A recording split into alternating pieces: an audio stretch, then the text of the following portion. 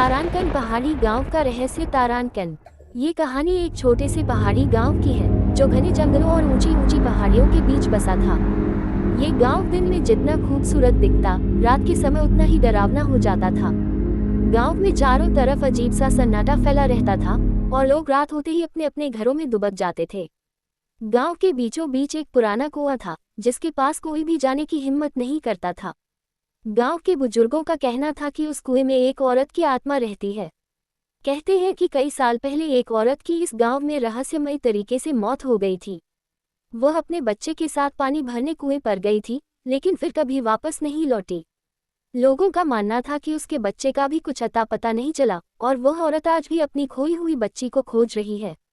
गांव के लोगों ने कई बार कुएं को बंद करने की कोशिश की, लेकिन हर बार कुछ न कुछ अजीब घटनाएं घटित हो जाती थीं।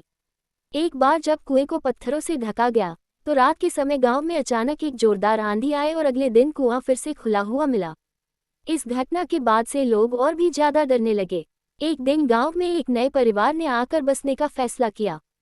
इस परिवार में पति पत्नी और उनकी एक छोटी सी बच्ची थी।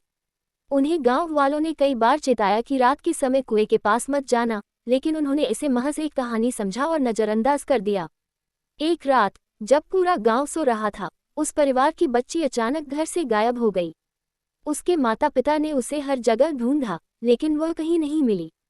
तभी किसी ने देखा कि कुएं के पास एक परछाई दिखाई दी। जैसे ही लोग वहां पहुंचे, उन्होंने देखा कि वह बच्ची कुएं के किनारे खड़ी है और किसी अदृश्य शक्ति की ओर खींची जा रही है।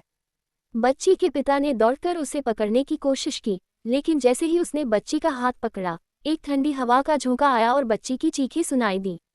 अगले ही पल वह कुएं में गिर गई और गायब हो गई। गांव वालों का कहना है कि उस दिन से लेकर आज तक उस कुएं से हर रात एक बच्ची की रोने की आवाज सुनाई देती है। उस परिवार ने गांव छोड़ दिया, लेकिन उस औरत की आत्मा अब भी वहां भटक रही है, अपनी खोई हुई बच्ची को खोजने के लिए। आज भी वह गांव वीरान पड़ा है और लोग दूर से ही उस कुएं को देखकर कांप उठते हैं। कहते हैं कि जिसने भी उस आवाज को सुना, वह कभी वापस नहीं लौटा। इस पहाड़ी गांव का